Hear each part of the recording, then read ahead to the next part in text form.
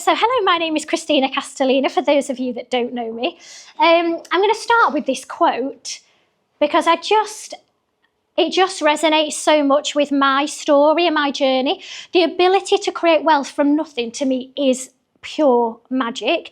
And because for me, I did start with nothing. So I will talk to you a little bit this evening about my story, my journey, but also kind of like how I've done it and give you some really hopefully useful, practical tips that you can take away and implement and use for yourselves as well.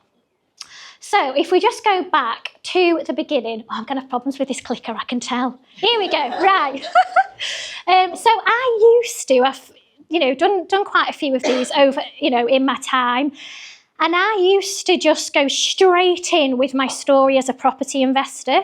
But recently, just from this year, I've started to kind of tell the story behind the story, just because my childhood was quite different in comparison to most people. So I was actually born in Warsaw. And when I was born as a baby in the hospital, the doctors were asked to do something really weird. They were basically asked to do tests on me to find out whether or not I was mixed race. It's like a strange thing. And the background to this story basically is my mum was 17 and she was living with her parents and she'd been having an affair, essentially. And she found out she was pregnant. And then she got a boyfriend. And then when they worked out the due date, she was like, oh, goodness, this is actually the baby of the man I've been having an affair with. And so she had to have that really awkward conversation with her mum and dad and said, the baby's actually Indian, half Indian. It's the father's Asian. And so this is going back, how old am I? 38 years ago.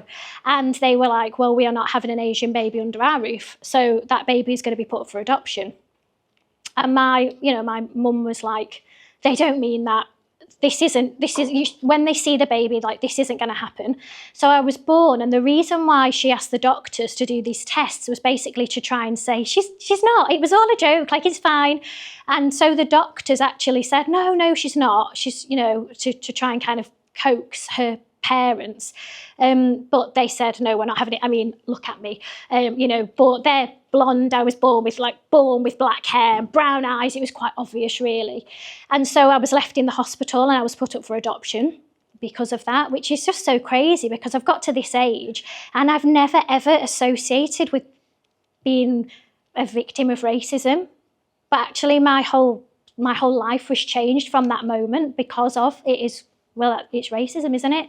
So I had a really different upbringing in that I was then, from being left in the hospital, I was really fortunate that I was fostered by I only went to one foster family. I was with them for 6 weeks. And then I went to my mum and dad, who I was then adopted by.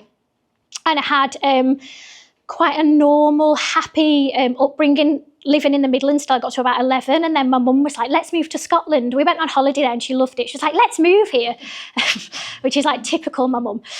So we moved up to the Highlands of Scotland, like in the middle of nowhere in this ski resort. And I was quite creative as a child, quite a bit different really. And I went there really green and friendly and thinking I'd make loads of friends. And to cut a very long story short, I went from being this really happy, quite innocent child to being really bullied because I was different. I had a Brummie accent. They were proper, Scottish people. And I had basically 3 or 4 years of horrific bullying, gut-wrenching bullying, where the local school was in a village, but you had to get a bus to it, which was like a 15-minute drive. And that, for me, that journey in the bus was like just hell, where everyone just picked on anyone that was different. So in the end, I just couldn't go to school because it was just too scary, so traumatic. I just would play truant. And then when my mum and dad found out I wasn't going to school, we had to have this like really honest chat, and I was just crying and crying. And we found a solution, and the solution was that I would go to a high school in the nearest city, which is called Inverness. So that was 35 miles away. So that's a 70-mile journey for a 13-year-old to do on their own. And I did a 45-minute journey there and a 45-minute back. And I think, and actually I loved that school because the people were much more accepting. They were much more, it was just a different mentality, village mentality to city mentality. It's different. And I really noticed that, but I was so broken, really. When I look back, I think, gosh, I was so broken. And during this period as well, when I was, I just had so much self-hatred, which I think is, I don't know if anyone's been bullied, you end up thinking that you're the problem. So I had all of this like awful stuff going on internally, but at the same time I found out I was adopted. So it's really strange that I use this wording. The way that I describe finding out I was adopted is that the bricks of my house were pulled away.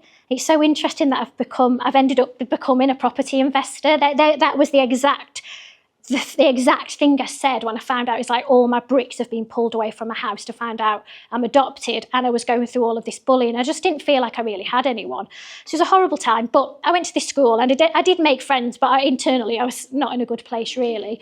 But the one thing that taught me quite early on was to take responsibility for my own life. So at 13 I could have carried on going to the school and getting bullied, or I could just make a stand and be like, I'm not doing this. I'm just not going to go and let them do this to me.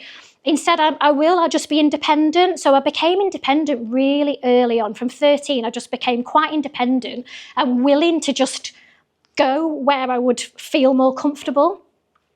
And then just as I was like fitting in, my mum was like, let's move back to England. I was like, okay.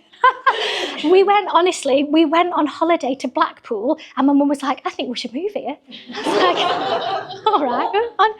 Right. We stayed in Cleveland's in these like above Hearts Amusements on the prom. That's where we stayed. That was enough to make my mum want to move to Blackpool. So honestly. So I moved back when I was 14, and I was like a hedgehog. Like I was so ready for a fight, because I was like, I just was so scared of being bullied that I started the next new school as like, the new girl again. And I was literally like, yeah, you ready? Yeah, come on. Because I was just like ready to prove myself so that no one would pick on me. And I'm not actually like that at all. I'm really soft. But I think everyone just thought, Christ, weird Scottish girl, let's just leave her alone. And I wasn't bullied. And then from leaving school at 16, I did all right. I was quite academic. I didn't have amazing grades because I'd gone to too many schools, basically. And I'd transferred from Scottish education to English education to Scottish education, back to English education, and kind of scraped through with an A and a few Bs, and that was it really. But the one thing that kind of saved me through all of this was music. It was just like my therapy. I got well into, I don't know if any other angry people have got into hip hop to get through to get through a bad time. Like that was me. TQ, Tupac, Eminem, that was my jam. So I'm quite good at Eminem if anyone needs a demonstration. So music became my therapy really. And during all this time, I was like, I just wanted to perform.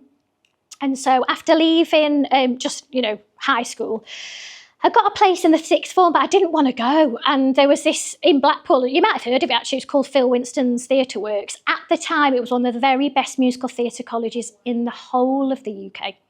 And I used to ice skate, and I used to see, they were called Phil's Girls, and they were honestly like these beautiful model girls that would like strut into I'd be like, who are those girls? And they were Phil Winston's girls, and I was like, I don't know what they do, but I want to do that. Like, I don't know who they are, but I want to be that. So I had to audition. It was quite hard to get in, but I auditioned. I had no experience as a dancer, but I loved music and I could move. And I also had this talent for singing, which was like, oh, well, I could just sing Celine Dion and think it was normal. But they were like, oh, we'll take you because you can sing. So I went in as the underdog, dancing with girls that were literally like step, kick, like just sleeping in the splits. And I was like, but I worked my arse off. And again, like this tenacity, I think, is like the word, that if you've got tenacity, anything is possible. So the thing that I struggled with more than anything was confidence. My confidence really was in the gutter. So I'd like a big personality, but underneath it all, I was just, no one likes me. All the scars, really, that's what I had underneath it all. But I worked my arse off. So by the time I left Phil Winston's, went in as someone that couldn't really dance, and I came out as someone that was just as good as all the other professional dancers and had a really good singing voice. And I went on and worked professionally in the industry for over 10 years, working all over the world, sang at the MGM Grand in Las Vegas. I kind of got stereotyped as Snow White in Panto every year. I did do all the other princesses as well, but once they got me a Snow White, they were like, that's what she's going to do. So all the different theatres every Christmas I'd do Snow White, and I was in production shows on cruise ships. And when you work on a cruise ship, it's actually, everyone thinks cruise ships, if you're a singer or a dancer, is a bad job. It is the best job for a singer or a dancer, because you learn 10 shows that you do over 2 weeks. If you're in the same show, it's really boring, so boring. If you're on a ship, you do 10 different shows. Every night you do a different show. So it's exhilarating. So you rehearse in the day and then you do 2 shows a night. So that's actually probably the most fun I had as a singer-dancer. Anyway, long story short, did all that, lived in London, felt really poor. Lived in London and was like, this is awful. How do these people live here? What do they do? How have they got money? That's when I started to get really interested in money, when I didn't have any. And I was like, oh God, I wish that I had money to do all these great things in London. What do they do? And that's when I started to become interested, and I was trying different things. I became a Zumba teacher. I was trading my time for money, and I was like, well, this is shit. This is just the same as singing, but you earn even less. And then I got into network marketing. This was like, oh man, so hold on out. This was like 15, 16 years ago. So this was before Instagram.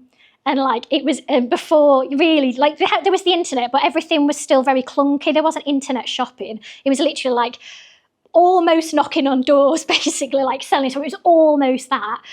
But the best thing about it really is that it just opened my mind to opportunity. And I started reading, like, who's read Rich Dad Poor Dad? So cliche, isn't it? Rich Dad Poor Dad. I read Rich Dad Poor Dad. And then I was like, passive income. Why has my mum and dad not told me this? I don't understand. I just couldn't believe it, that this was a secret and that I'd not been told the difference between trading time for money and passive income. And as soon as I got onto passive income, I was like, well, that's the only income I want to earn, ever. I got obsessed with it, absolutely obsessed. So obviously I was still having to sing, and I did love to sing, but I kind of knew the problem for me with that is that if I didn't sing, I didn't earn any money. If I lost my voice, I would earn no money. If I went on holiday, I earned no money. If I got injured, there's all these risks. I had no pension. And even though I was quite young, I was very security driven. I was security driven enough to know that career would not serve me long term. I was like, I've had fun with this. This has been amazing. I've pursued my passion, but now there's got to be other things. So because of the network marketing, I went to a free Rich Dad Poor Dad seminar. They're not going anymore, but did anyone ever go to those? They were like advertised on Facebook. They were free. Basically, it was a 2-hour sales pitch, and it was all about property investing. And I thought that to be a property investor, it's something you did once you'd made your money. So I was always like, I'll make loads of money in network marketing and then I'll invest in property. Or, there was always like, and then I'll do it. But what the speaker was saying is, no, you just raise finance. Like, you just need to know how to stack a deal, doing the BRR model. You need to know how to buy BMV, add value, refinance, pull the cash out, pay back your investor. Again, I was like, boom, another light bulb moment. I'm running to the back of the room, literally like, sign me up. Honestly, I couldn't give my money away quick enough. When I look back, I'm like, oh God, they saw me coming. So then I went on to the 3-day training, and which was another sales pitch, which I had no idea about and was literally like hanging on every word. Yep, take all my money. So I signed up, obviously, did the full training, spent my life savings, which I don't regret, by the way. I don't regret it at all, because it's got me to where I am. And also as well, this is 10 years ago. So again, education wasn't accessible like it is now. You can learn so much on YouTube and stuff. I still think training's great, but back in those days, it was a different time. So I invested everything that I had, which then left me with no money. So my mum and dad's argument was, well, now you've got no money to buy property. You could have bought something with that. And I said, well, I could have bought something, but then I wouldn't know how to go and do more deals. Whereas now, at least I've got a community, I've got a network, I've got some education. I've taken a bit of a risk. I'm taking a gamble. But, oh well, that was kind of my challenge. I knew that I would work hard enough. So that was 10 years ago that I did that. And then basically 10 years later, come on, clicker, don't let me down. I turned it off. Christ, come on. Ta-da! Okay, so 10 years later, I just did what they told me to do. I've been very tenacious. I've never set the world on fire in terms of, I'm definitely a lifestyle investor. I'm a lazy bitch. I love passive income. I do. I love an easy life. I love passive income. And what I've done over the years is just consistently bought property. And if you consistently buy property for 10 years, you can have a really good life. Like, that's it. It's just that simple. I know it sounds simple to say, but that is what it is. I've just been really, really plodding along, buying property. And for the first few years, I just kind of kept my head down and cracked on with it. And I'll tell you a little bit more of how I structured my first deals as well. But just as a bit of a highlight of kind of what's happened over the last 10 years, I've got married. I realise there's lots of men on here, so I'll point to the one that's actually my husband. The naked one. He hates this, you can't see it, but we call it ripple nipple because he's got a little ripple there in his boob, so he hates this picture, but I love it because we're just loving life.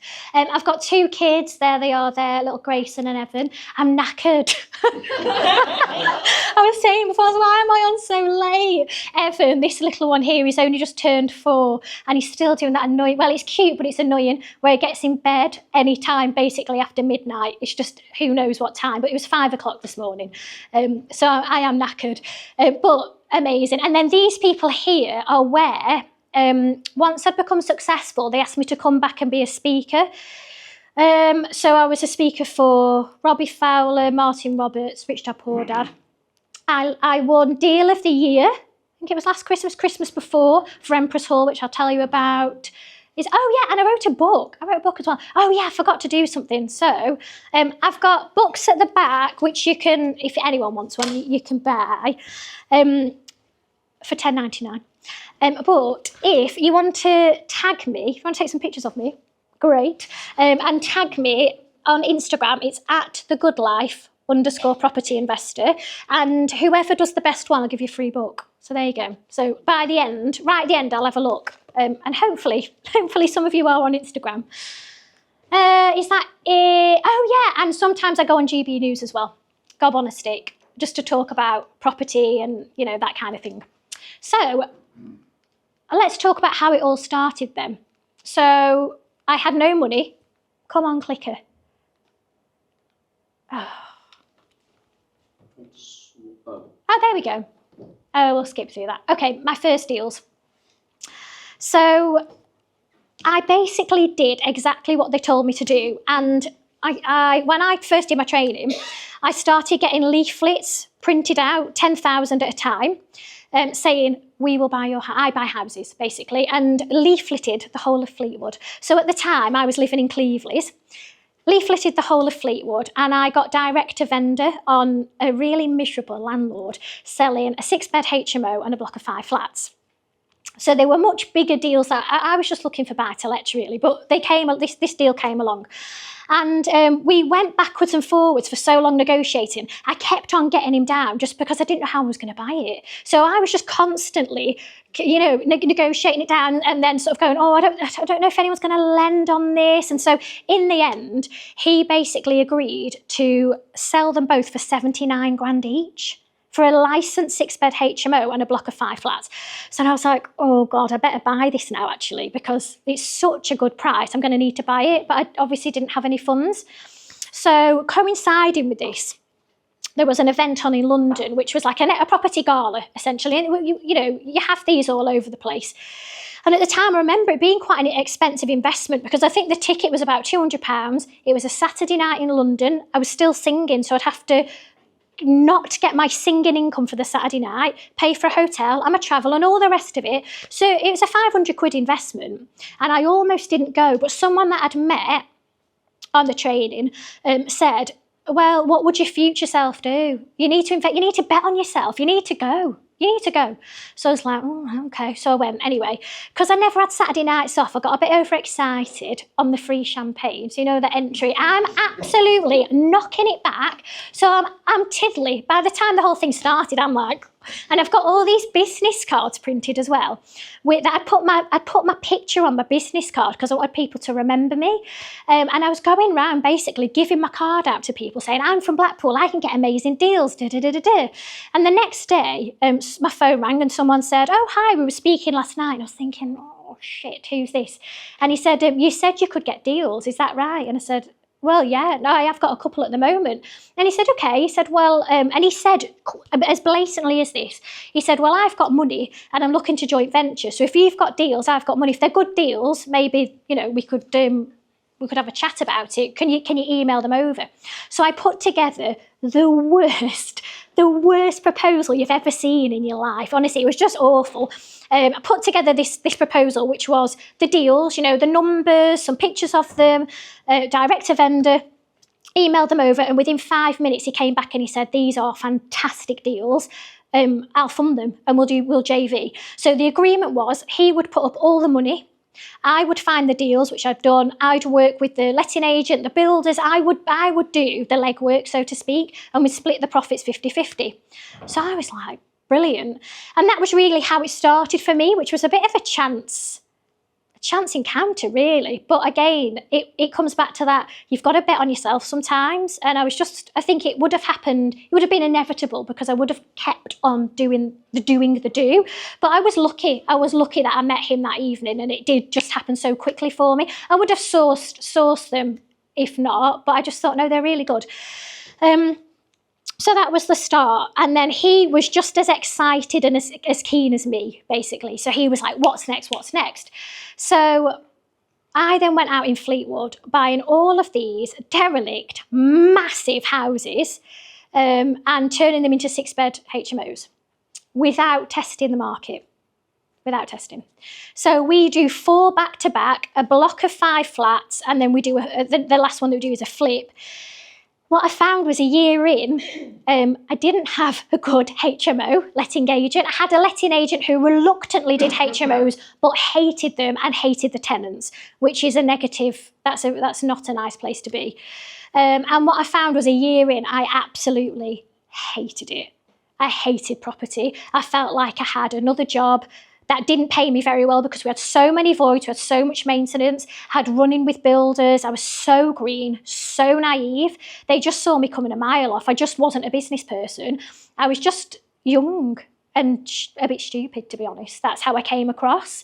So for the first, I would say after being in it for a year, for a good year, I hated property. Absolutely hated it. And I hated the HMO strategy because I did it in the wrong area. That's probably why you don't manage HMOs in Fleetwood, because it doesn't work. So I had all these houses, so it looked great on paper. So people would, oh, you're smashing it. But inside, I was like, I'm really not. I've got these houses that are a nightmare. They are a nightmare. And the letting agent would ring me just with nothing but drama. And it got to the point where when my phone would ring and it was her, I would have so much anxiety. I just wouldn't want to answer the phone. It was nothing but a headache. And he had full control. So again, because I was so green, I didn't check the contracts I was signing. I was just literally like so trusting. So actually the contracts were very much set up in his favour. And it took me again about a year to realise. I didn't realise. He would bamboozle me with spreadsheets. So when I would look at my income, I didn't understand why I wasn't getting, I thought I'd be getting thousands, and I'd look and I'd be like, 900 quid? We've got 5 houses, why am I only getting paid, And when I finally realised, I was like, you idiot. So again, guys, read the paperwork. Rule number 2, read what you're signing. I had to grow up. I had to really grow up, and I had to go from being a singer to being a professional property investor. So what actually ended up happening, I had a really honest conversation with him, and I just said, this isn't working for me. There isn't enough in this for 2 people. And he bought me out, and we're still very amicable. And actually the houses work well for him because he's got them on social housing leases now. So they work great for him. And I think, oh, damn, I left too early. early. But actually, I learned the lessons I had to learn early on. So again, don't look at people that are 10 years into their journey and think that they've got it all figured out and think they haven't made mistakes, because honestly, I can't tell you the amount of mistakes I've made. So that for those first few years were unpleasant, but I learned a lot. And what I decided to do from there was go right back to basics, start small, start buying in my own name and working with private investors. And I got really professional. I was always good at finding deals. That's one thing I was always good at, was negotiating deals. So my first deal that I did on my own was a 1-bed flat in Thornton. And I negotiated it to 35 grand. It was a 10 grand refurb and it revalued at 60, and I got all the cash out, paid my investor, and that was really like the first, okay, this works and I can do it on my own. And then I basically rinsed and repeated that process of buying cheap, adding value, refinancing, working with private investors, and just building my relationships with these investors. So let's talk about, because I know that's what you want to know, is like, where do you get your angel investors? Because it has been a game changer for me and what I've created. I've built a multi-million pound portfolio, all in my name, that I have 100%, that I own 100%, no joint ventures, it's all mine. And it has all been through private investors. So I think for most people, it's their biggest block is private finance. Who feels scared about raising finance? Yeah, it's a fear. Like, it was a fear of mine. My number one fear was, who in their right mind is going to lend to a singer from Blackpool? Like, who's going to lend money to this person? That was my fear. Who would lend to me? Actually, they did. So I think the question to ask yourself is, if you had unlimited amounts of cash, how many houses would you buy? Tell me. 100, as many as you could get your hands on. It's the thing that blocks most people is finance. It's just a block that people have in their head, or they see their pot and they go, I've got a pot of 50 grand, or I've got a pot of 100 grand, so that will give me 2 houses, and that's all they can see. But really, let's be honest about this.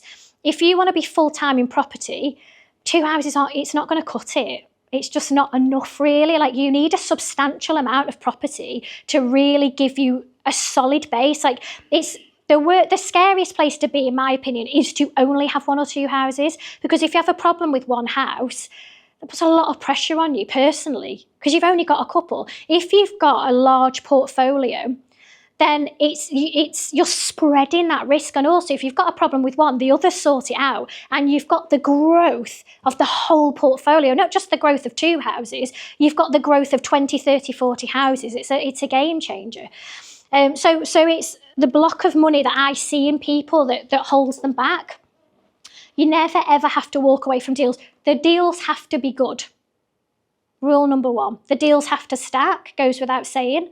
But it means if you can find good deals and you can raise finance, you can do it again and again and again. You can grow with speed, you reach your financial goals a lot quicker. I really do see it as the difference between someone that's having a go at property and someone that is really carving out a career. If you can raise finance, it is the number 1 skill for an entrepreneur in everything. If you can raise finance for your business is going to grow quicker. So it's a skill that everyone should take very seriously. And if you've got money blocks, I would say work on that. Read the books. Like, there's so many books that you can read that are accessible about changing what's going on in here towards money. Come on. Here we go. So who are your private investors? Honestly, they are normal people. I've got a mix, a clear divide with my investors. So I have some investors that are business owners. They are savvy people.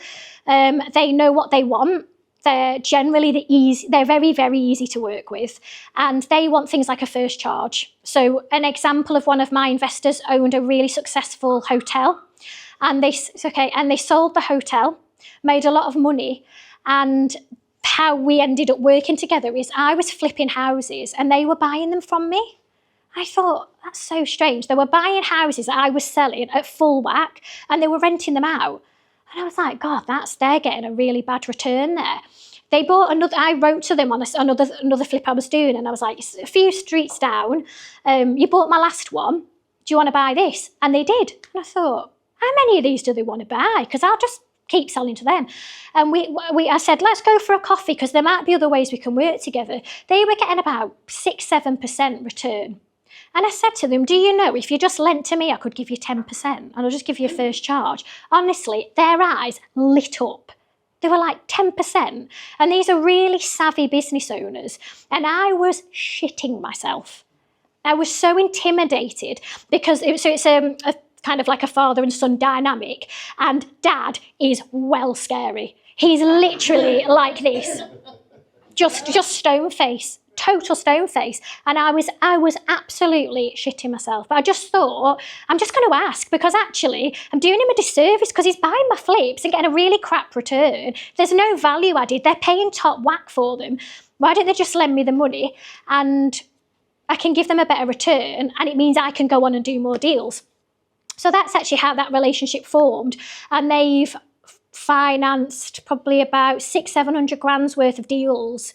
And that was through having that uncomfortable, direct, honest conversation. And it's about reading who you're talking to. So I wouldn't be so direct with someone that was more fluffy. But because he is so, I was like, better just get to it. And I had to be professional, and my professional angel proposal was, it was much more business-like in the way that I presented myself. So there's those types of people that I work with. And then I just work with normal people.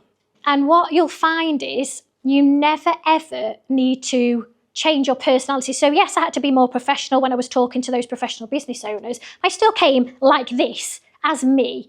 And what you will find is you will attract back to you who is in your network, who you are. So a lot of my investors are in the West End. I literally go and see a show and I'm like, the lead of an amazing musical is my investor, and they're very trusting people. So they recommend, and I'll be chatting in the changing room, and they had the same worries that I had of like, they need to get their money working and where's their pension and they don't have security. And so they recommend within that industry, I'm kind of like the go-to girl because they can relate to me because I was a singer. Also, my husband is a police officer. So we have half of Merseyside police. Genuinely. And because as well, this is mad. So he says that in the police, like they're obsessed with money because they don't earn enough. And genuinely, they're obsessed with like overtime, don't earn enough money, and they live for their pension. They literally live for it. And they're like, they've got to do the 35 years, and then they literally are living for the day they can retire.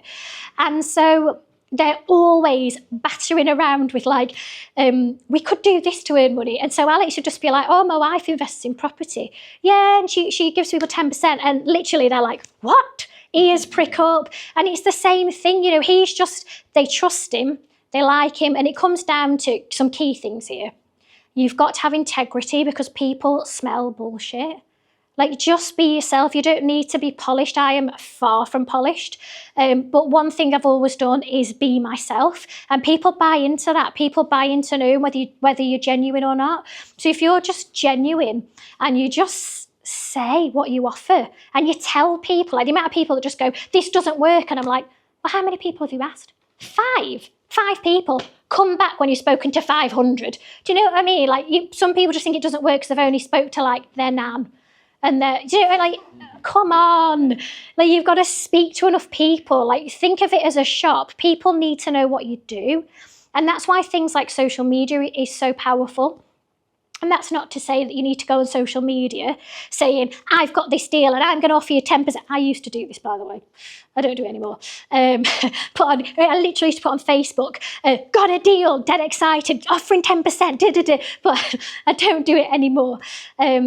But, letting people know that you're in property and showing examples of your deals, where you're going. If you've not done deals yet, people will buy into your enthusiasm and your vision. So just you viewing houses. I'm out viewing houses. These are my goals, putting your goals out there. People buy into that kind of stuff. So letting people know what you do. And, some people say, well, I've had these conversations and they've said no.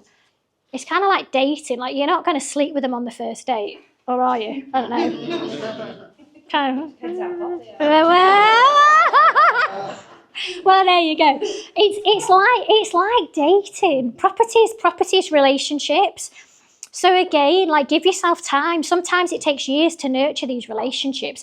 Sometimes you have a conversation and some people are so chill, they're like, yeah, Linda, how much do you need? Oh yeah, I've got 30 grand, yeah, all right. And they are literally, it's that casual.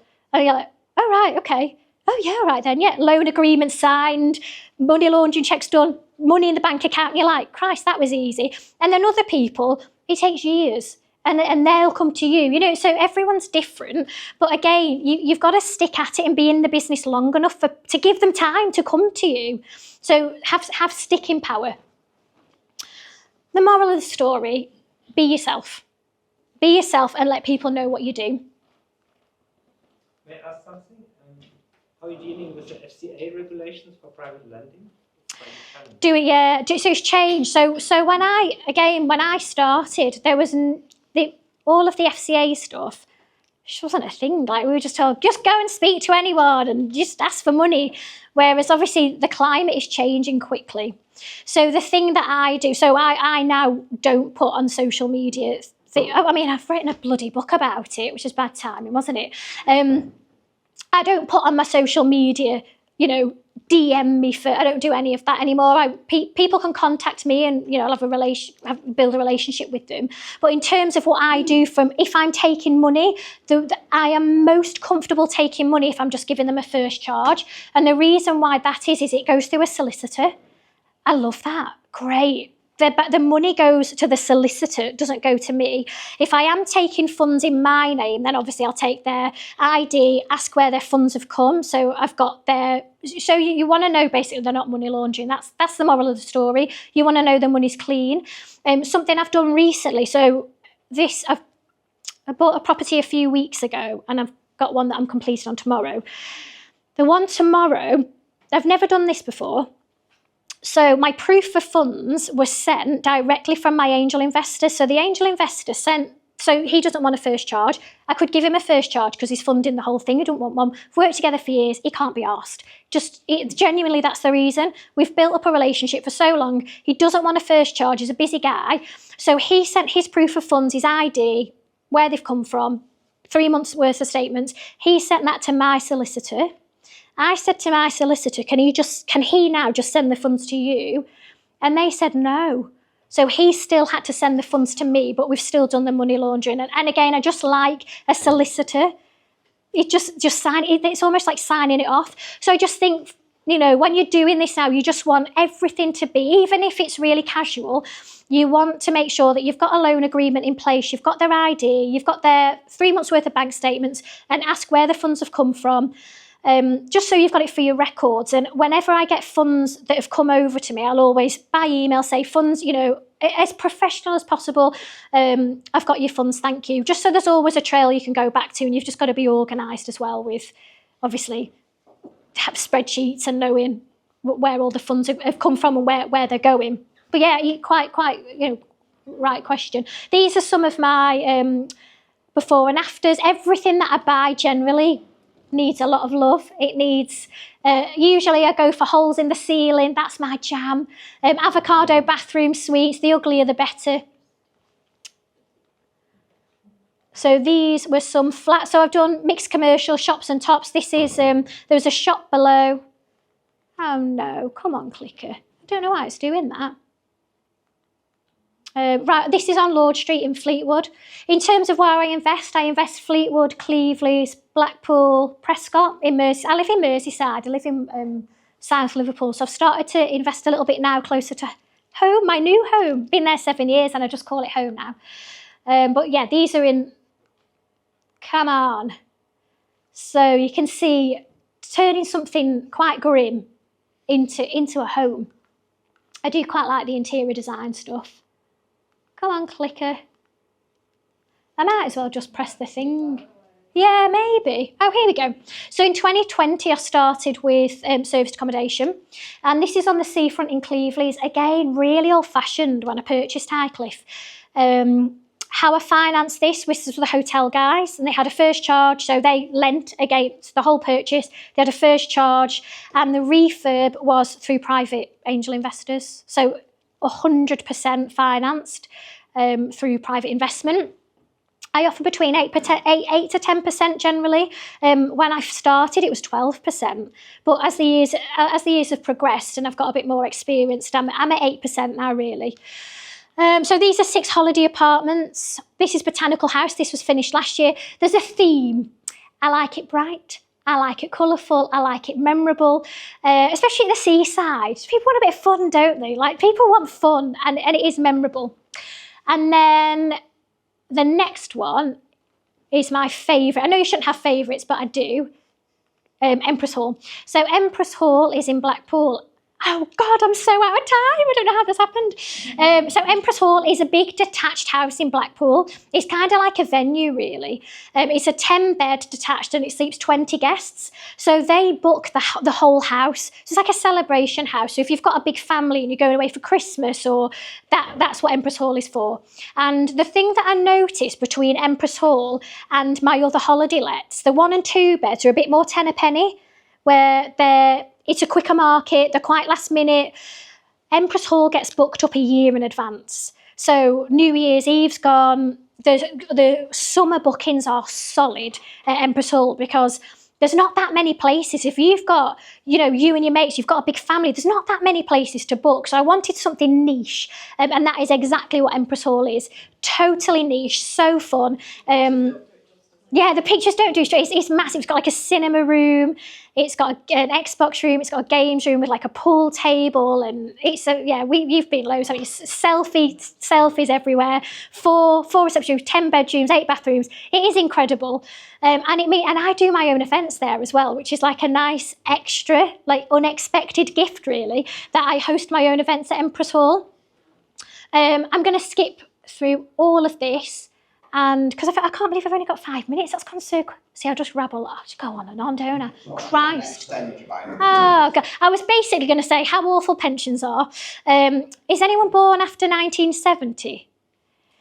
So if you're born after 1970, the research is saying that the government are going to put the pension age up to 71. How miserable is that? 71. And do you know why? Well, I mean, I wasn't going there, but Christ. No, That's the average age that they were saying. 63. Why? Are they poisoning us? I thought it was 81. Oh God, is this a new thing?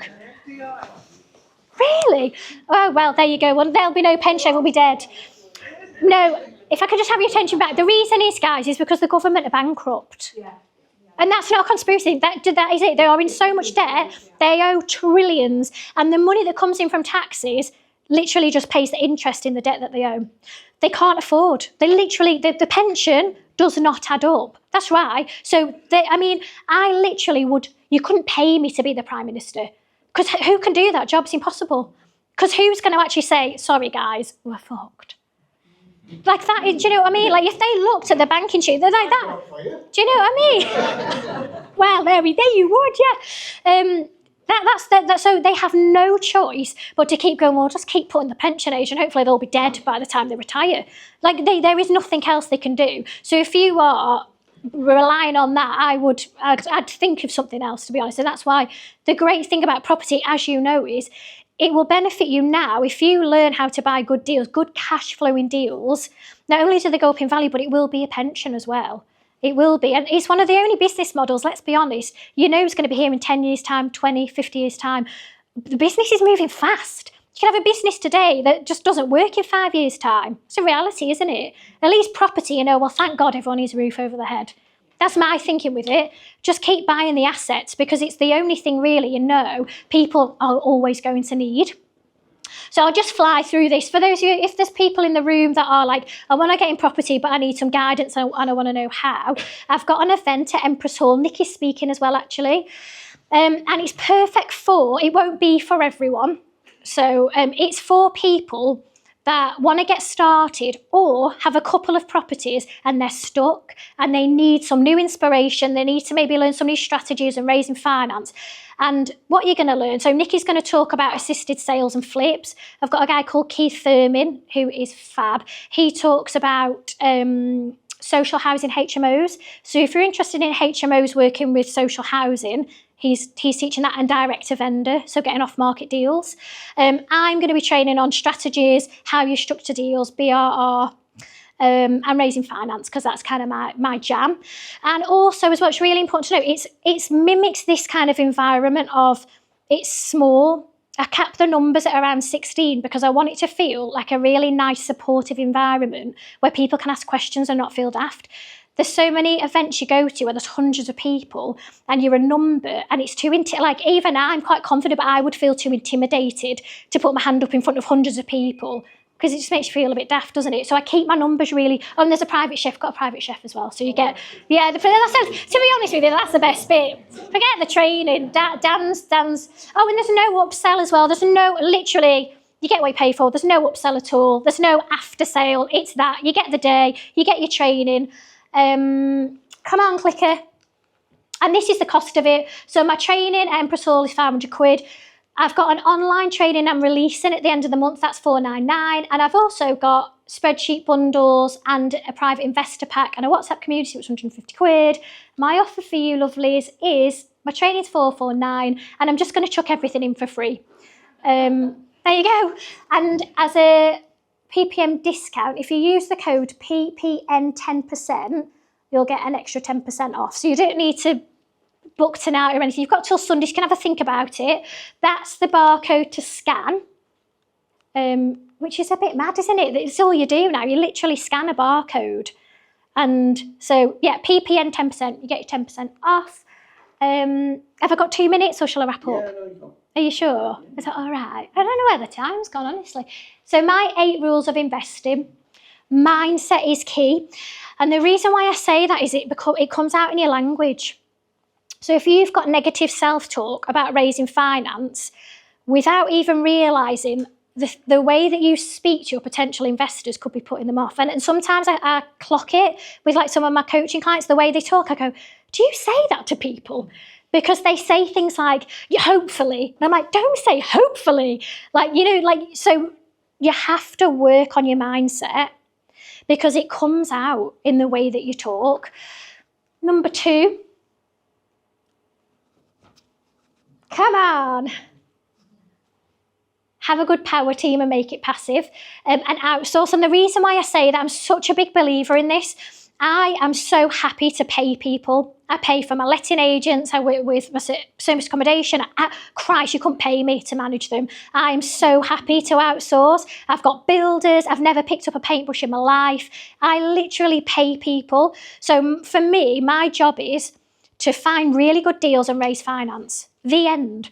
And everything else is outsourced. And I think if you can do that, it frees up your time to do deal after deal after deal. If you get bogged down in being the handyman and this and that, it stops you from growing. So just keep the main thing. Find deals, raise finance, outsource and build and build and build. Buy for cash flow, not for ego. Again, most of my houses, honestly, I call them my grunters because you just literally wouldn't look past them. You walk past in the street, they're normal terraced houses. I've picked them up dirt cheap, but they cash flow like a dream and they're affordable housing. They're so low risk. If 1 or 2 of my houses become empty, the mortgages are like this big. Do you know, so I've made sure that I've bought for cash flow.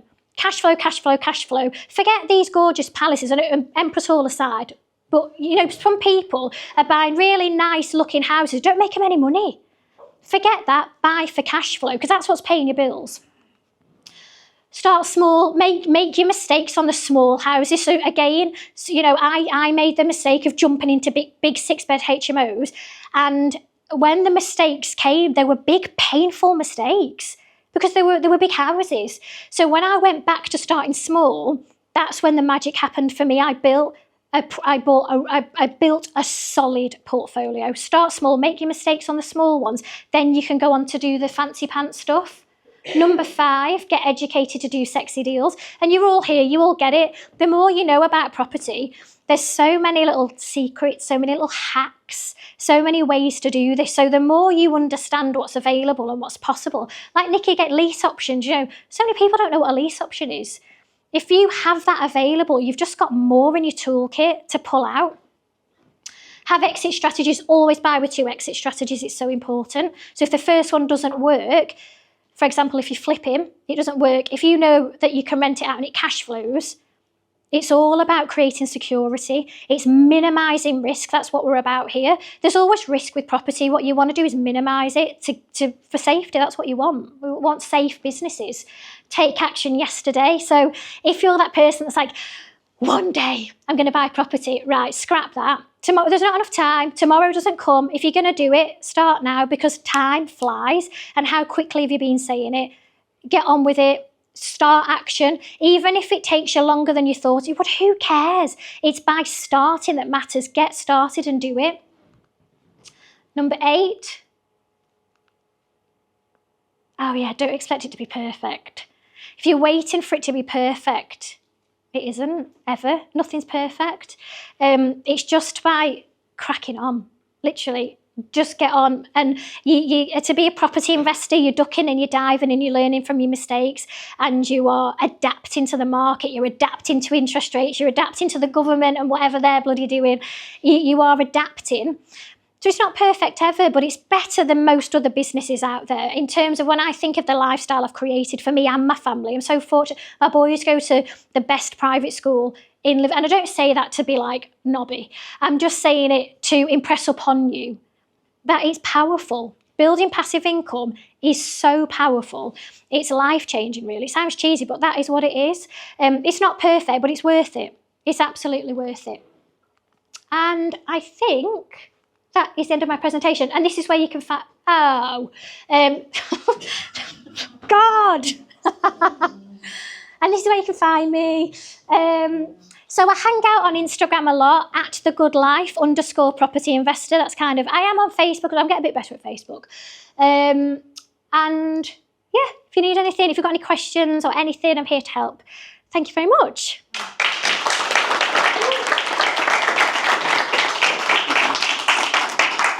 Fabulous.